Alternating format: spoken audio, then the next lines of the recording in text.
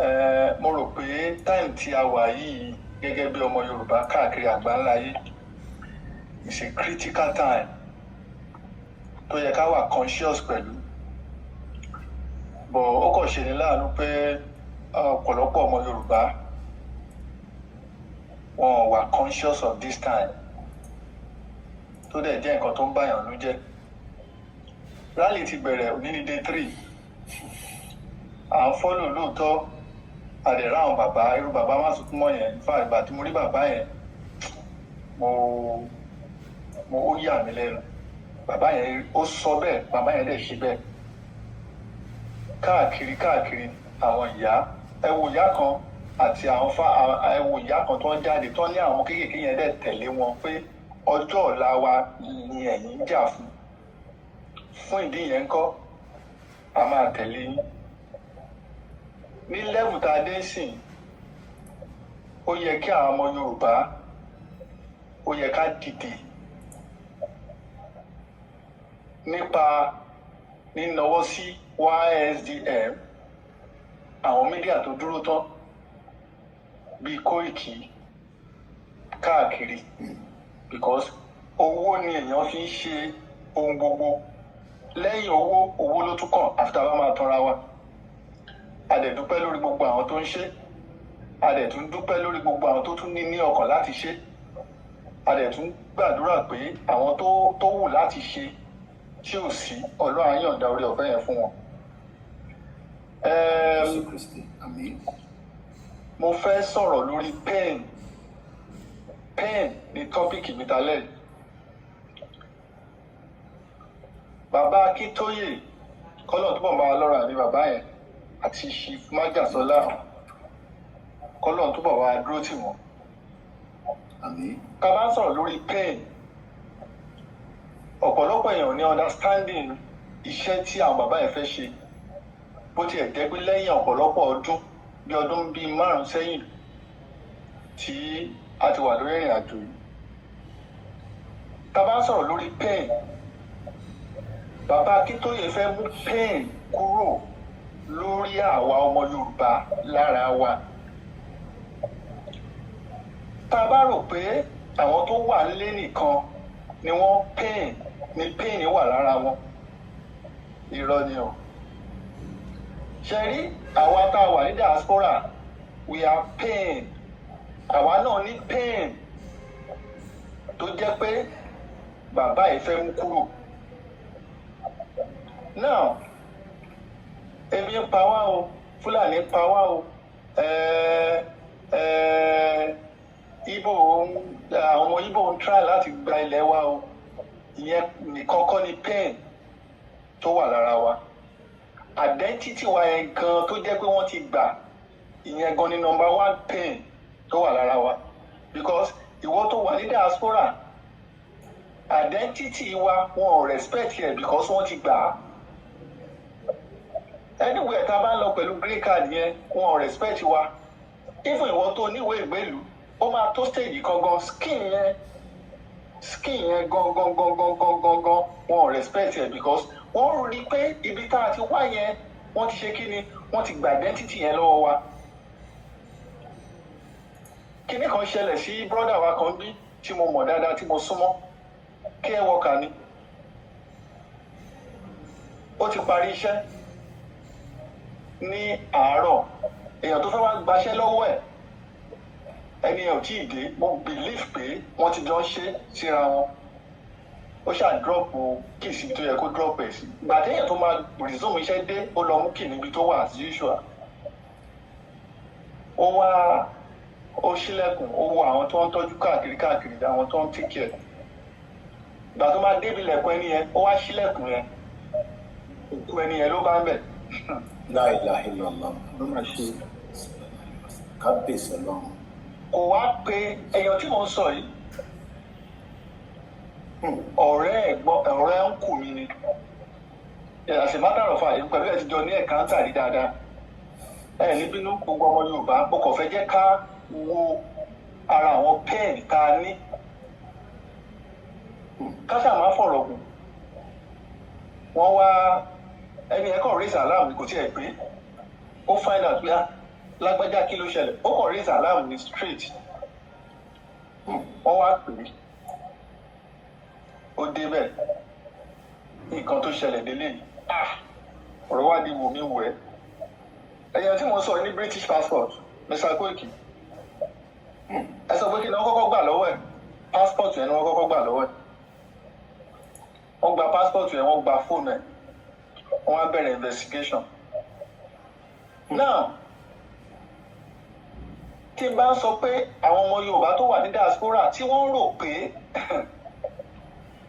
kò sí pain lára wọn bóyá nípa iṣẹ́ tí wọ́n ń ṣe iṣẹ́ wọn rọrùn díẹ̀ so wọ́n rówó send sílé àwọn ò lè ní problem wà o. Encounter tí mo ní pẹ̀lú brother yẹn ni pé ó gbé mi lálẹ́ ẹjọ́ kan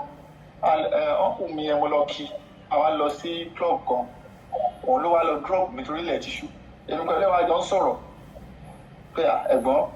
ẹ̀kọ́ ń gbádùn ìlú yẹn ṣáà ń ṣe torí táìmù yẹn kò pẹ́ tí mo wọlé mo ló ga o mo ní báwo wá ní orílẹ̀-èdè Yorùbá báyìí pé èwo lẹ ó ní Yorùbá kẹ̀ ọ̀rọ̀ tí èmi pẹ̀lú ẹ̀ ló jọ ń sọ̀rọ̀ ó ní Yorùbá kẹ̀ ó ní bíi nílé òun ọ̀rọ̀ yẹn ṣọ́ọ̀kì mi mo ní ilé ńkọ́ ọmọ Ìjẹ̀bú lèèyàn tí mo ń sọ mo ní ilé ńkọ́ Ọlọ́run kọ́ máa ó ní bẹ́ẹ̀ yẹn ó ní bíi gangan ó ní bẹ́ẹ̀ nílé òun mo ní kò dẹ̀ yẹ kó rí bẹ́ẹ̀ o mo ní tẹnitẹni tàkítà ń tàtàn ọ̀yàn kì í fọwọ́ sí dúró ilé bàbá ó kàn wò mí máa gbà mo ní sẹ́wọ̀n pé gbogbo ilé tá à ń ṣe bí yìí tí Yorùbá láàdé bá wà òkè àní máa sọ pé a fẹ́ kú síbí ká sọ pé a fẹ́ gbàwé a fẹ́ gbé oríṣiríṣi nǹkan tá à ń go through kó tó di pa débì mo ní wọ́n àbúrò wọ́n ṣáà sọ̀rọ̀ yẹn ń jọ yẹn náà ibi tí mo ń lọ lélẹ́yìí má fàágùn wọ́n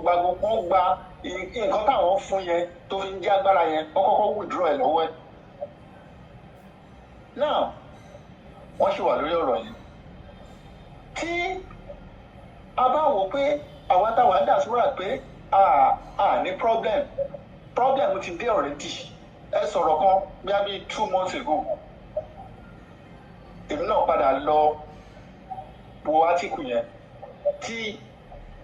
wọ́n ní kí àwọn èèyàn lọ ra oúnjẹ sílé for 72 hours. Bẹ́ẹ̀ni àwọn European kódà tí Israel yóò tún sọ lálẹ́ ní Israel tó ní káwọn ọmọ wọn àgbé fídíò yẹn jáde nísìnyí àwọn yẹn ti fọ̀ sí nǹkan tó ń bọ̀. Bẹ́ẹ̀ni. Kestama mo wo ó sọ̀rọ̀ kan lẹ́jọ́ mẹ́ta yìí pé àwọn bọ́jẹ̀tì 1.something billion pounds fún military wọn to prepare for war. Àwọn èèyàn ò tí ì ní understanding nǹkan tó fẹ́ ṣẹlẹ̀. Àwọn ṣì ń wò pé àwọn ti délé ibi táwọn máa fẹ̀yìntì so anything tó bá tẹ̀lé òwò ṣẹlẹ̀ nílẹ̀ Yorùbá torí pé ìyàwó àtàwọn ọmọ yẹn ti wà ń bí kò sí kankan tó kàn ẹ́ mọ́. To be honest with you Mr. Koiki àwọn tó wà ń dà fúnra gan situation wọn máa wọ́ọ̀sì ju àwọn tó wà nílé lọ tó bá yá Ọlọ́run ní jẹ́ kó rí bẹ́ẹ̀. Tí wọ́n bá kọ̀ tí wọ́n bá sọ pé ilé yẹn ò kàn wọ́n because tẹ́ bá wọn nǹkan tó ń ṣẹlẹ̀ sí around the globe ó máa tó stage kan wọ́n ṣe ń ba lọ sí of course àwọn Israel ti lọ fa wèrè lọ́yàn ọ̀rọ̀ yẹn máa ta bálé ó máa ta bá oko tó bá wá di pé òkè ibi ò tiẹ̀ ṣe dúró sí mọ́ ilé wo la fẹ́ dé sí tàbá allow àwọn pípọ̀ wọ̀nyí láti succeed láti gbàdé títì wá pátápátá ibo la fẹ́ dé sí torí ẹ̀ la bàbá yìí ṣe dìde pé ẹ jẹ́ kí agbára wa ẹ dìde ẹ jẹ́ ká jáde this is the time for us to fight this fight tó bá sọ pé Yorùbá nation no going back a lot of people mọ mí ní no going back yẹn táìmù yìí gangan ni no going back yẹn ṣẹ̀ṣẹ̀ ń ṣiṣẹ́ because ó ti dé level tó jẹ́ pé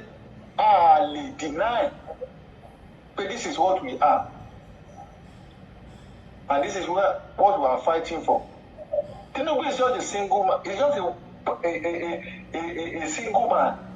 tó jẹ́ pé at any given time ó change kìnnìkan national conference center ó change ẹ̀sọ́ orúkọ ẹ̀fún mọ́ bẹ̀rẹ̀ dáadáa tó bá kúrò mẹ́ lálẹ́ tó bá kúrò ní síìtì tó wà lálẹ́ Fúlàní máa change ẹ̀ lálẹ́. dáadáa kí ló ń ṣe àwọn ọmọ Yorùbá náà? dáadáa lẹ́sẹ̀kẹsẹ̀. tó bá kúrò mẹ́ lálẹ́ iṣẹ́ lálẹ́ yìí alẹ́ ni Fúlàní máa change orúkọ yẹn. tó bá kó gbogbo Àbújá kó péǹtì ẹ̀ sórúkọ ẹ̀ tó bá kúrò mẹ́ lálẹ́ yìí Fúlàní máa change ẹ̀ lálẹ́. lẹ́sẹ̀kẹsẹ̀ sẹ́ ìbẹ̀ni kan ní ẹ̀kọ́ pẹ́rẹ́. ẹ̀yin ọmọ Yorùbá ẹ jẹ́ ká fúnra o ẹ máa wọ́ọ̀ṣì Peter Obi lẹ́nu ọjọ́ mẹ́ta tí agbára bá dé ọwọ́ àwọn pípù wọ̀nyẹn ṣẹ́rẹ́ ẹ̀yin ọmọ Yorùbá tẹ̀ wà lẹ́kọ̀ọ́ yẹn ọlọ́mọdé ẹ̀ka ẹ̀rú bí oyin o tágbára bá dé ọwọ́ àwọn pípù wọ̀nyẹn so gbogbo ọ̀nà ni wọ́n ń gbà tó fẹ́ fi fẹ́ gbalẹ̀ lọ́wọ́ wa àwọn tó wà nílé they are in pain àwọn tó wà ní diaspora they are in pain in every part of the world àwọn ọmọ Yorùbá they are in pain yálà iṣẹ́ tí wọ́n lọ ń ṣe ni o yálà ibi tí wọ́n ń gbé ni o yálà oko tí wọ́n ń lọ ni o yálà ilé tí wọ́n wà ni o mò ń bá lọ́ọ̀yà kan sọ̀rọ̀ ní alẹ́ yìí ní alẹ́ àná mò ń sọ fún pé ibi tó ń gbé nínú Èkìtì yẹn kò lè ṣé ó lè kúrò bẹ́ẹ̀ ní táìmù kó sọ pé òun lọ sí Ìyìn Èkìtì because Ìyìn sí Adó tábà wò ìrìn ẹ̀mí rò pójú ìrìn 10-15 minutes ó lóun ò tó bẹ́ẹ̀ torí pé kí ni kò sí security ó ní kò dẹ̀ rí báyìí ní 10 years 15-20 years ago mo ní yes mo ní tí Tinubu bá kúrò bẹ́ẹ̀ lálẹ́ yìí mo lọ èyí tó ó tó máa worst mo lọ́dún méjì péré ló ṣe. that means what restrict our ways of life within our land. mo fi sọ pé everybody wà in pain everybody wà in pain àwọn tó ń sùn sí bá a ṣe ń sọ̀rọ̀ yìí ojú kan ni wọ́n fi sùn. ìrora bẹ́ẹ̀ ni. àwọn tó bá ṣẹlẹ̀ nínú ilé kan nílẹ̀ Yorùbá nísìnyí àwọn ìlú mẹ́rin fi rú kọ́ fọ̀gẹ́tẹ̀ àti bá ní ẹ̀ tó ṣèlérí. so àwọn kan ò lè lọ sóko àwọn tó lọ sọ́jà. ẹni a máa ń ṣe mistake brother mi Mr. Johnson má bínú sá a máa ń sọ́dọ̀ àsopọ̀ àwọn èèyàn lè lọ sóko àwa tá a lọ sóko gan àlè ráyè rìn ìbò rẹ̀ sọ nísìnyí pé yàn kan ò lè rìn ní 20. òun náà ní so ṣe ò pé ẹlòmíì lè design pé ó kì í ṣe lóòótọ́ òun ni mo ṣe sọ pé gbogbo ọ̀nà ni a fi wà nínú pain ní gbogbo ọ̀nà pátápátá la fi wà nínú pain kò sí freedom fún inú ilé ni o ìta ni o kò sí freedom fún ọmọ Yorùbá ní gbogbo àgbáńlá ayé kò sí freedom the only place tá a ti lè ní freedom tọ́kùn wá ti lè balẹ̀ ní ilẹ̀ yìí kí ni reason tí Israel ṣe sọ pé òun máa defend around to the last blood ilẹ̀ yẹn ni Israel ò fẹ́ jẹ́ kí wọ́n gbà ilẹ̀ yẹn ni Israel ò fẹ́ jẹ́ kí wọ́n gbà because Israel mọ̀ pé by the time táwọn people bá lè succeed in this their nuclear program wọ́n máa produce nǹkan tó jẹ́ pé ó lè wipe wọn kúrò ní surface of the earth within a second ní Israel sọ pé ilẹ̀ yẹn wá fi ń tàràkà ẹlòmíì àwọn ò ní gbà. colleague mi kan ó ń káàkiri nísìn ó kàwé dáadáa PhD ó ń lọ káàkiri àgbáyé mo kàn máa fọ̀jọ́kọ̀ lórí LinkedIn bá màá mi rí báyìí ilẹ̀ tó ń sùn tó ń jí tó secure. yes ilẹ̀ yẹn wọ́n ní wọn ò fẹ́ jẹ́ kí wọ́n gbà lọ́wọ́ wa àwa wá ń filẹ̀ wa àwa fi ta gúgúrú àtẹ̀pà